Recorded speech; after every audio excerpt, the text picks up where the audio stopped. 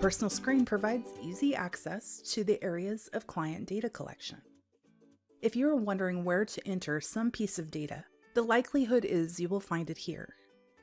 The central area of the screen is where we store family members, which are typically the details of the policyholder and their household members. In the lower right corner, you will see buttons that will lead you to the other schedule databases. While you can also access these databases from mapped ACORD forms, these access buttons make the initial data entry much easier. Keep in mind that entering your schedules in these databases makes an efficient workflow, as you can then bring the database information into ACORD forms, reports, and connect it to the covering policy.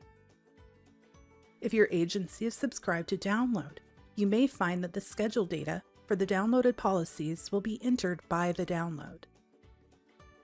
If you have subscribed to Insurance Copilot, the data entered in many of these areas can be viewed by the client on the portal site, and schedule data can be automated by customer request via the portal. The customer demographics is an area that allows you to designate a heading for custom data collection.